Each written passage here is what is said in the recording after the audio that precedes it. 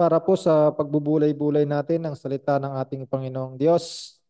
Buksan po natin muli ang ating mga Biblia at tayo nagpapatuloy sa ating pag-aaral sa unang sulat ni Apostol Pablo kay Timoteo. Basahin po natin ang chapter 1, verses 3 hanggang verse 7. 1 Timothy 1, 3 to 7. Ito po ang sinasabi. Pinapakiusapan kitang manatili sa Efeso gaya noong patungo ako sa Macedonia, na iyong atasan ang ilang tao na huwag magturo ng ibang aral, ni huwag bigyang pansin ng mga alamat at walang katapusang talaan ng lahi, at nagiging sanhi ng mga haka-haka sa halip ng pagsasanay na mula sa Diyos na nakikilala sa pamamagitan ng pananampalataya.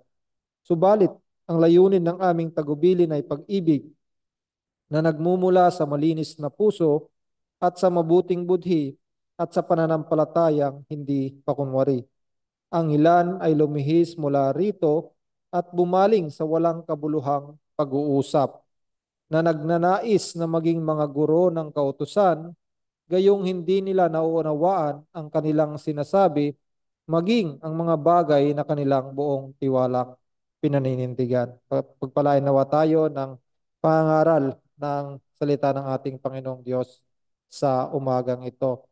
So, nung mga nakaraang sa ating nakaraang pag-aaral dito sa unang sulat ni Apostol Pablo kay Timoteo, tayo nasa bahagi na ng verse 5 to 7 na kung saan nung nakaraan from the positive expression of Timothy's commission, ngayon si Apostol Pablo now is turning to the ministry opponents sa verse 6, who runs contrary to the goal.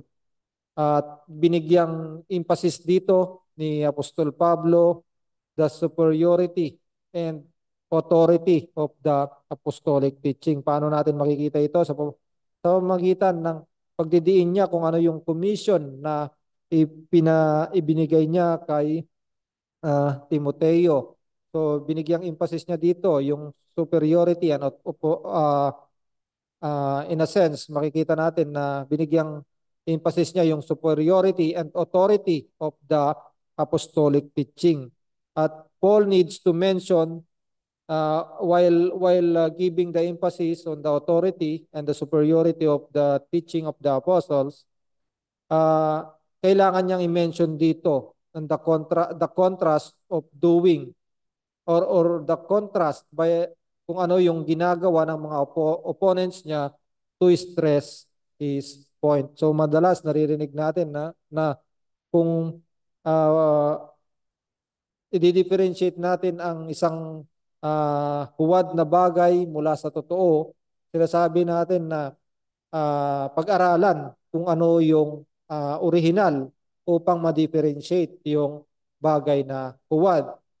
Ngunit kung para mas ma-focus or mabigyang diin natin yung original na bagay or yung katotohanan nito, minsan kailangan din natin na i-expose or at pakita yung kamalian ng huwad na bagay para mas ating ganap na makita yung kagandahan or yung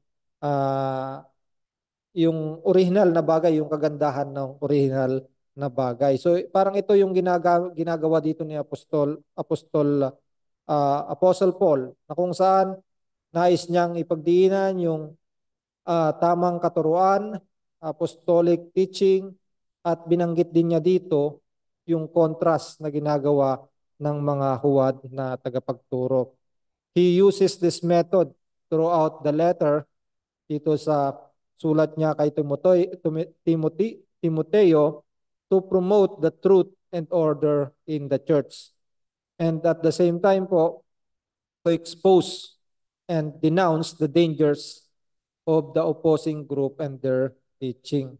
So we have studied last time sa verse 5 that love was the source of Paul's instruction to Timothy. And this love springs from a pure heart na ating pagbulayan last time. Nagmumula itong pag-ibig na ito is nag-uugat sa malinis na puso, mabuting or good conscience, and sincere faith. At itong mga bagay na ito ay ginagawa, itong kondisyon na ito ay na-produce sa pamamagitan ng pagkilos or the work done by God in a man's heart. Gaya ng ating sinabi last time, hindi natural sa isang tao na magkaroon ng pure heart. Hindi natural sa isang tao na yung kanyang conscience is good, at hindi natural sa isang tao, sa natural man, to have a sincere faith. But it is from the working of God, yung pagkilos ng ating Panginoong Diyos, yung regeneration ay pinagkaloob ng ating Panginoong Diyos. Kaya ang isang tao ay nagkakaroon ng ganitong kondisyon. Now, in verses 6 to 7 na ating pagpopokusan sa umagang ito, Paul uses this platform to denounce his opponents. Ginagamit niya ito, and nais niyang i-denounce yung kanyang opponents and their teaching. At contrasting it from the positives that we have mentioned in verse 5, he has drawn the contrast to further point up the superiority of the teaching that was entrusted to him and to the other representatives of the gospel like Timothy. At sa bilang pag-aaral natin sa umagang ito, binigyan natin ito ng title na Underscoring Ministry Opponents. And by doing this, na hina-highlight niya yung ang gawain ng kanyang mga opponents of the gospel, in drawing a contrast from verse 5, Paul points out where it's come from. Kung nung nakaraan, no, ang goal is love na nagmumula sa pure heart, good conscience, and sincere faith. Ngayon naman, yung opponents, bakit makikita natin yung kanilang ministry or yung kanilang pagtuturo ay mga tinuturo ay mali sa pamamagitan ng dalawang bagay na ating makikita dito sa ating text sa verse 6 and verse 7. Una sa ating punto is the opponent's deviation. The opponent's deviation. At ang ikalawa, the opponent's ignorance. At sa ating pagpapatuloy, bago tayo magpatuloy sa pag-aaral sa mga puntong ito, let's pray muna at hingin ang tulong ng ating Panginoong Diyos sa ating pag-aaral.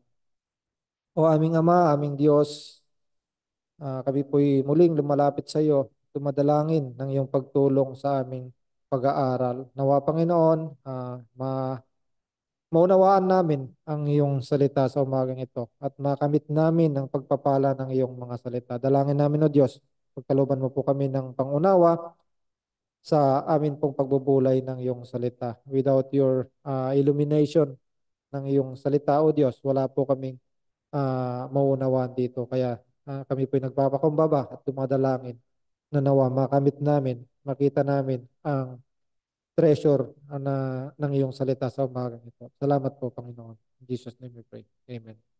Unang punto natin dito, the opponent's deviation. Sa verse 6, sinasabi dito, ang ilan ay lumihis mula rito at bumaling sa walang kabuluhang pag-uusap. So, in verse 3 po, Paul instructed Timothy to stay in Ephesus so that he may instruct certain men not to teach strange doctrine. At here in verse 6, bumabalik siya dito sa mode na ito sa pamamagitan ng kanyang pagsasabi na some or certain person, or sinabi niya dito sa Tagalog, ang ilan. Noon sa verse 3, sinabi niya, na iyong atasan ang ilang tao na huwag magturo ng ibang aral. At balik niya dito sa verse 6, ang ilan ay lumihis mula rito, bumaling sa walang kabuluhang pag-uusap. So he returns to the same mode by the reference of some or certain person. So those men that are teaching strange doctrine na binanggit sa verse 3 are further described here in verse 6. At makikita natin dito na in some way na makikita natin dito na there is already a sound teaching or an approved norm na namamalagi or naghahari during that time or masasabi natin yung apostolic teachings. At and are these men na nagtuturo ng strange doctrine deviate from this or lumilihis or humihiwalay dito sa sound teaching or the approved norm na established niya na during that time of the church. So their deviant course is described by a combination of two terms. May dalawang verb dito na ginamit that stresses the moving away from the goal. Yung una is lumihis at yung ikalawa is bumaling. So these are the two deviant course na dinescribe dito. Combination of two terms that stresses the moving away from the goal.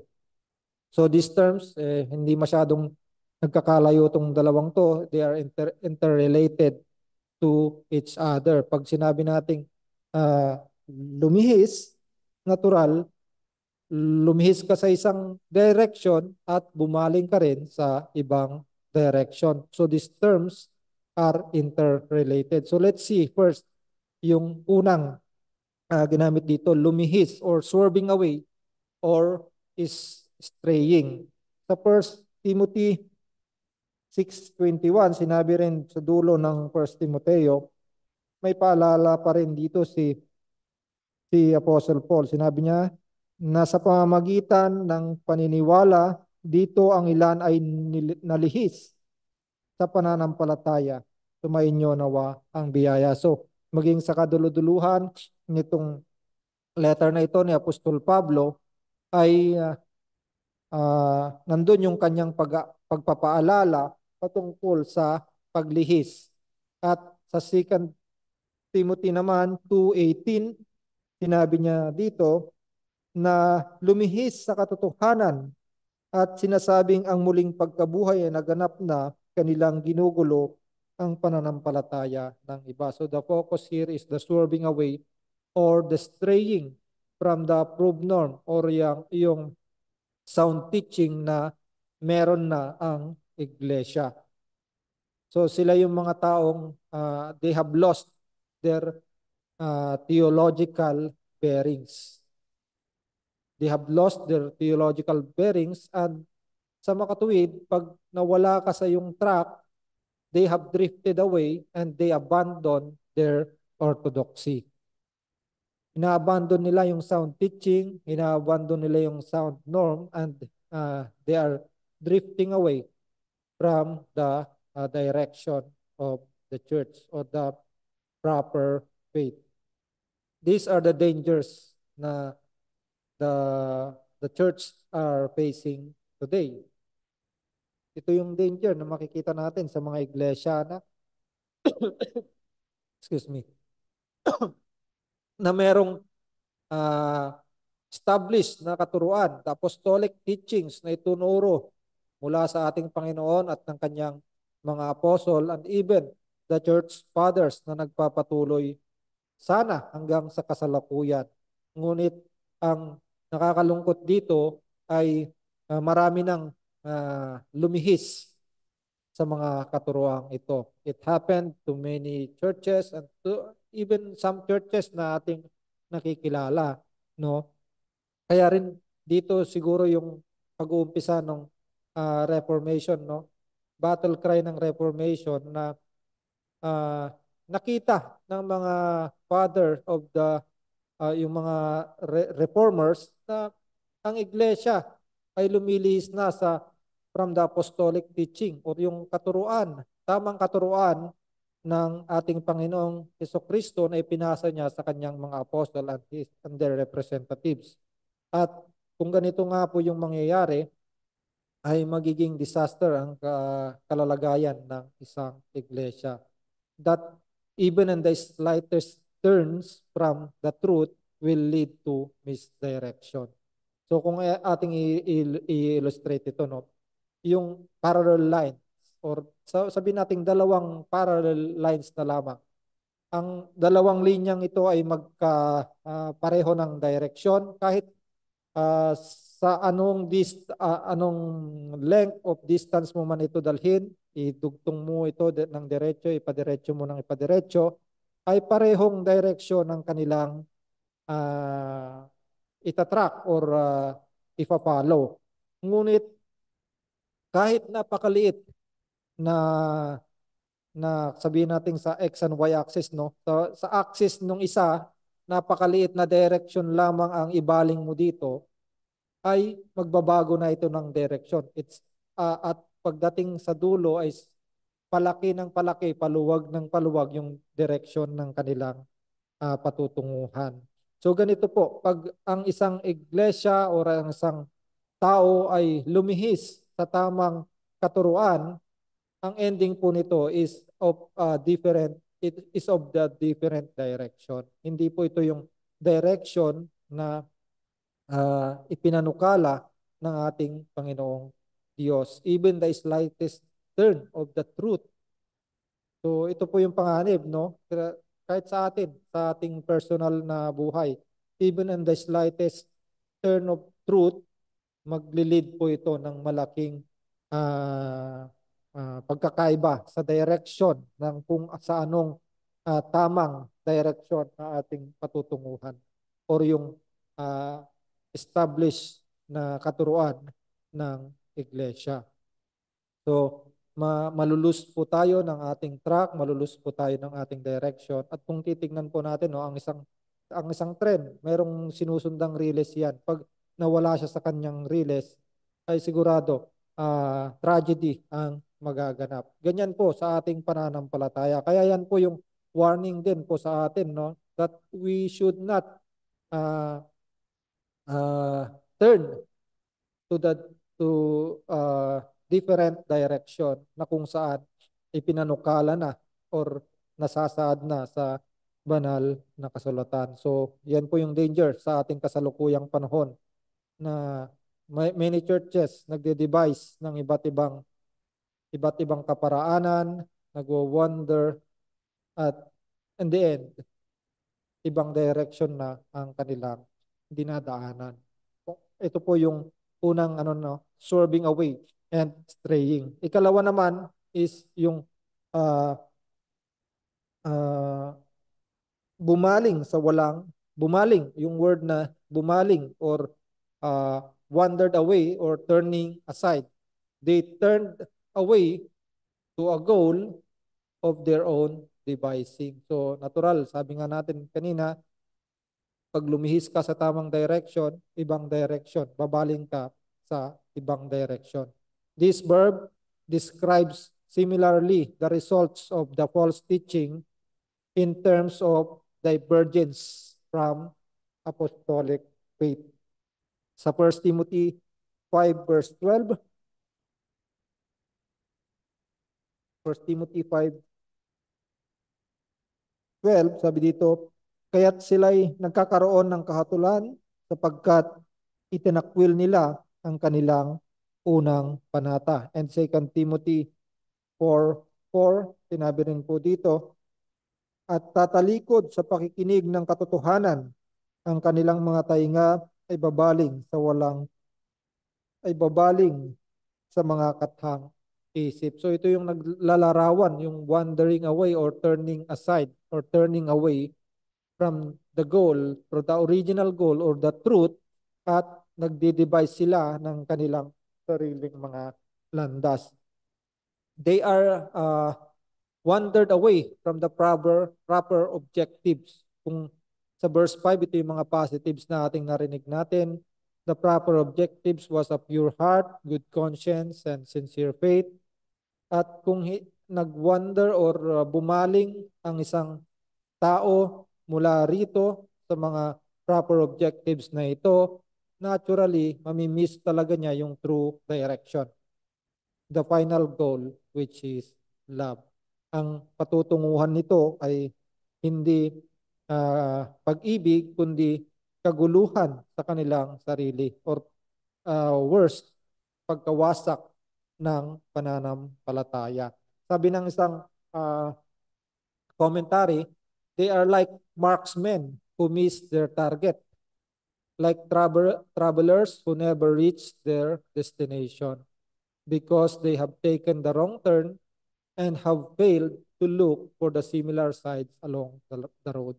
So parang meron ng established norm, meron ng uh, katuruan, tamang katuruan ng ating pananampalataya, but they neglect it at naturally their destination ay hindi nila the same destination ng tamang pananampalataya ay hindi nila ma-reach dahil they failed to see or they failed to follow the truth.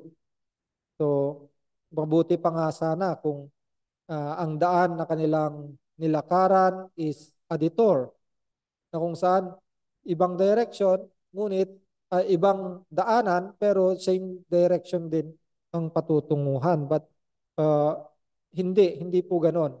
Kundi yung daan na kanilang patutunguhan is tungo sa kapahamakan. Pag ganito ang kanilang dinaanan. Mabuti po yung detour, no, di ba?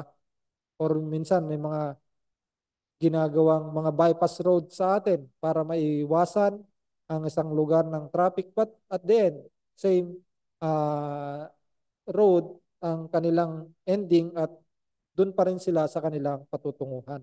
Ngunit dito po sa mga taong ito, sa tinutukoy ni Apostle Paul dito, those people who swerved away or strayed away and wandered away ay ibang direction po ang kanilang patutunguhan.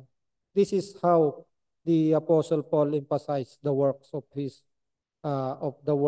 the opponents of the faith.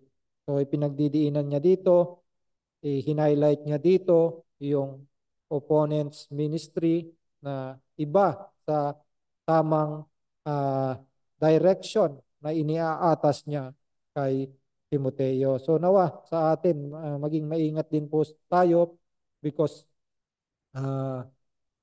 along the way sa ating pananampalataya, marami po tayong mga katuruan, maraming mga teachings na ating maririnig na maaring hindi hindi nakatugma sa tamang katuruan, sa tamang pananampalataya. We are prone to this. At nawa tayo bilang mga tao ng ating Panginoong Diyos ay maging matapat tayo na saliksikin ang salita ng ating Panginoong Diyos upang hindi tayo mailigaw ng mga katulad nitong mga katuruan na to. Ikalawang punto naman natin is the opponent's ignorance. So, hinighlight ni Apostol Pablo yung kanilang deviation, and then the second thing na kanyang hinighlight is their ignorance. Sa verse 7, sinabi niya dito na nagnanais na maging mga guro ng kautusan, gayong hindi nila nauunawaan ang kanilang sinasabi, maging ang mga bagay na kanilang buong tiwalang pinaninindigan. At the opponents have this desire or lofty desire to be teachers of the law. However, ang pinakaugat ng kanilang failure is not from their aspiration or yung desire to be teachers of the law, but in their ignorance. It is because of their ignorance. The desires to be teachers of the law is a mark of the Jewish character of these men. So maaaring itong mga taong to ay of the Jewish group of these men. May mga nagsasabi rin naman that of the hindi Jewish, but most likely they are of this Jewish character because ginagamit nila yung law para sa kanilang agenda. It shows that the Old Testament is central to their teaching activities, and probably they sought to have a role within the community na equivalent sa mga Jewish teachers. They want authoritative place in the community, and nire-regard nila yung pagiging teachers of the law para ma-achieve itong goal na ito or itong desire na to. But Paul says of the opponents, they do not know what they are talking about or what they are confidently affirm. Ito yung pagsasalarawan sa kanila ni Apostol Pablo. They do not know what they are talking about or what they so confidently affirm.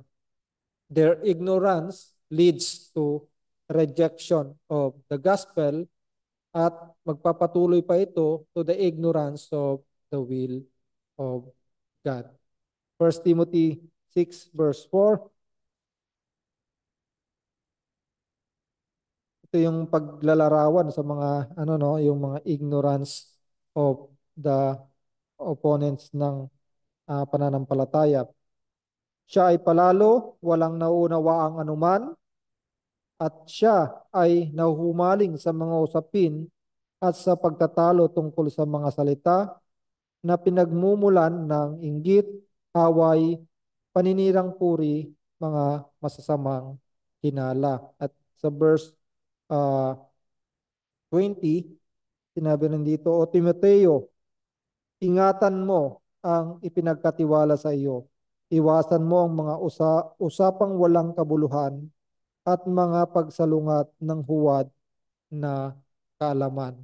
So, ganito inilalarawan ni Apostol Pablo yung kanyang mga opponents, yung kanilang ignorance na walang patutunguhan or hindi nila nalalaman yung kanilang mga ginagawa. At ito'y nag-uugat dahil sa kanilang mga kawalan ng kaaraman or yung kanilang ignorance. Paul brings a severe indictment against instructors or itong mga tagapagturong ito na unfit to their task.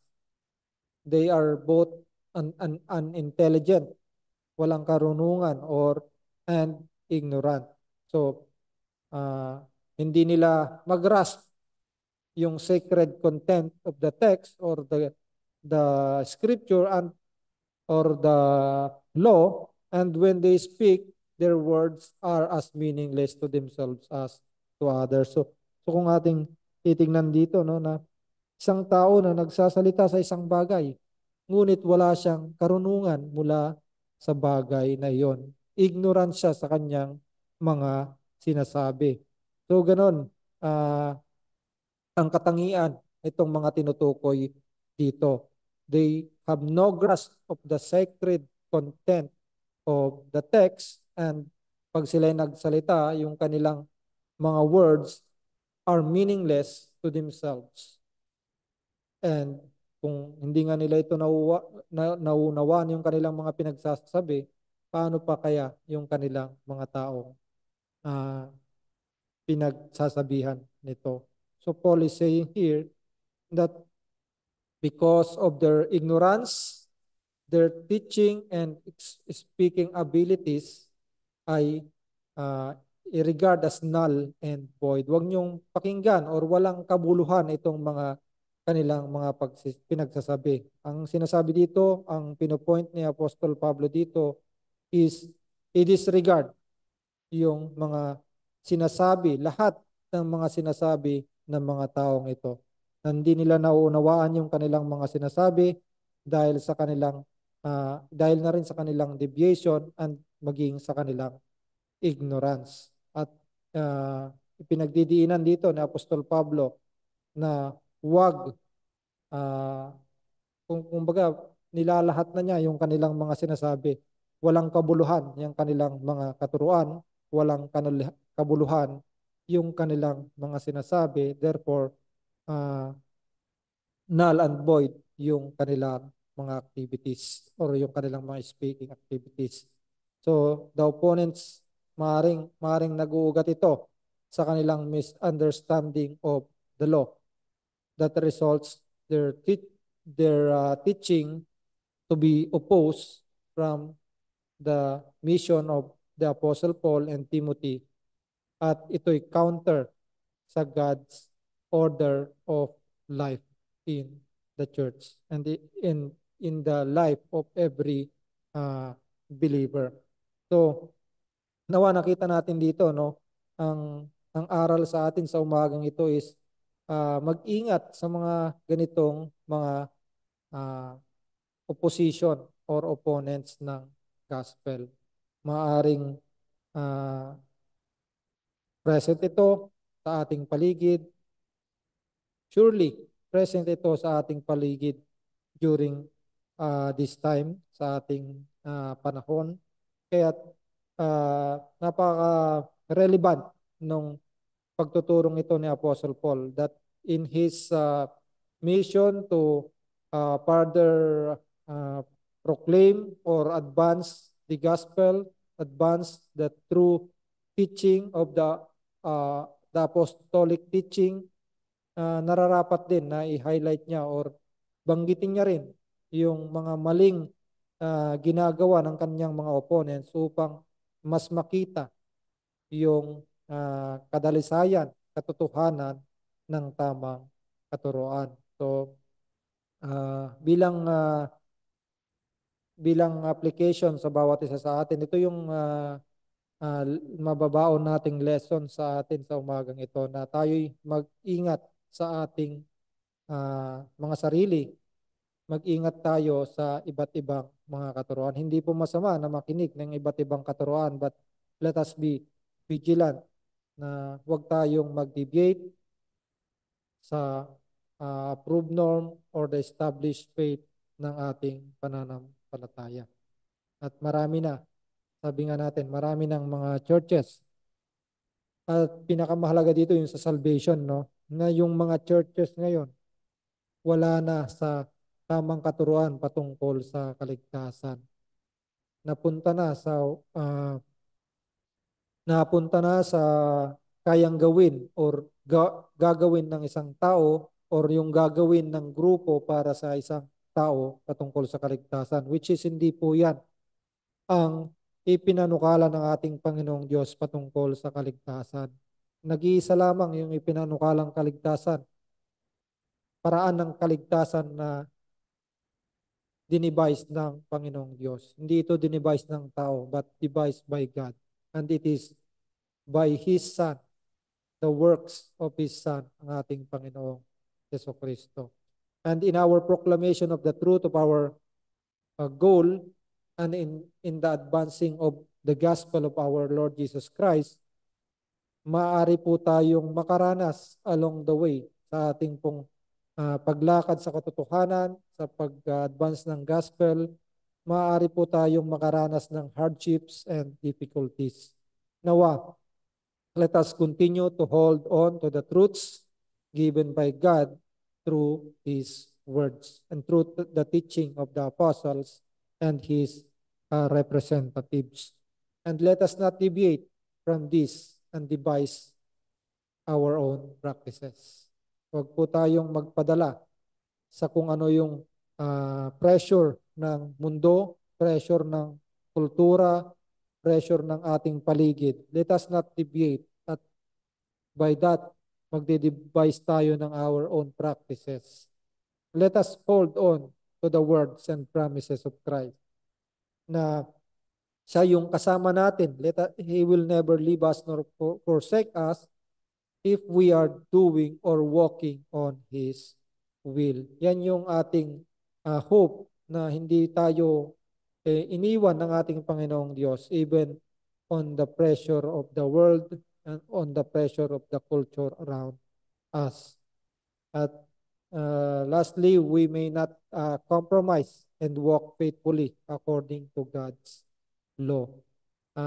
Sa ating pangangaral, no, we speak the truth with respect to the unbelievers.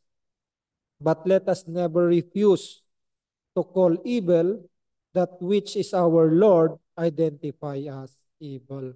Minsan napipressure tayo, no, na wag nang bangkitin yung evil, yung kasalanan dahil maaring makasakit ito sa mga unbelievers. But ito po yung panukala ng ating Panginoong Diyos na ipangaral ang kasalanan upang makita ng tao ang kanyang karumihan, ang kanyang kasalanan. Nawa, wag po tayong mag-compromise sa bagay na yan and let us walk faithfully according to God's law.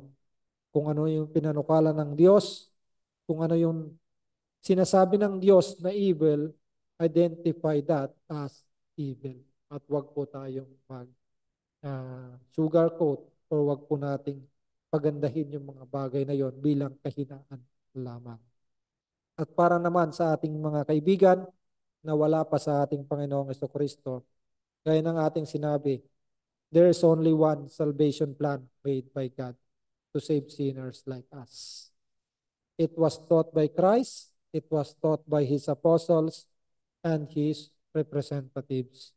It is by His Son, the Lord Jesus Christ. Pamamagitan lamang ng ating Panginoong Jesucristo. Sabi nga sa 1 Timothy 2:5-6, ang sabi dito, sapagkat may isang Diyos at may isang tagapamagitan sa Diyos at sa mga tao, ang taong si Kristo Jesus, na ibinigay ang kanyang sarili na pantubos sa lahat, na siyang patotoo sa tamang panahon.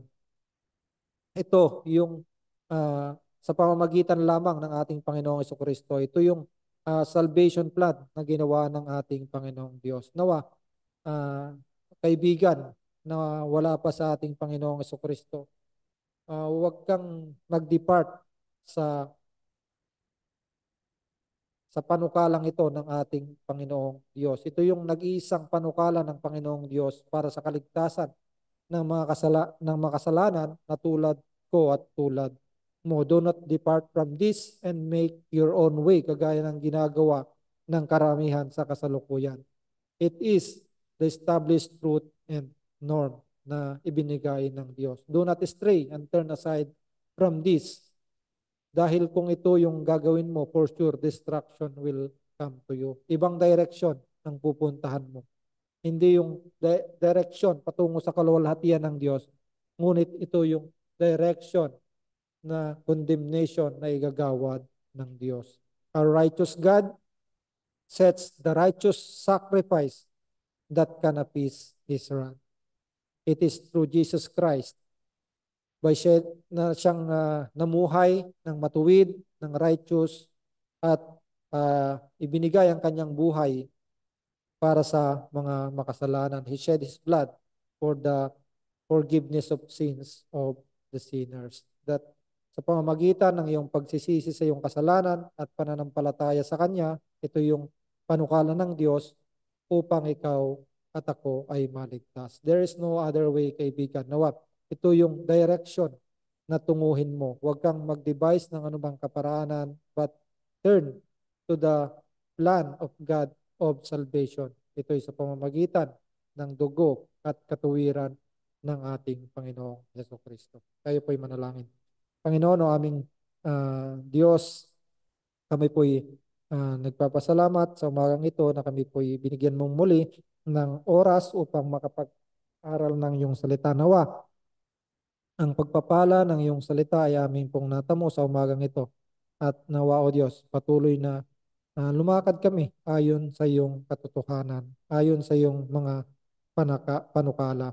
Nawa, dalangin namin, o Diyos, iiwas mo po kami sa anumang mga kamalian at in the end, the direction to your goodness, to your glory, ang amin pong kahantungan. Salamat po, aming Panginoong Diyos. Ito po ang aming mga dalangin sa pangalan ng aming Panginoong Jesucristo. Amen.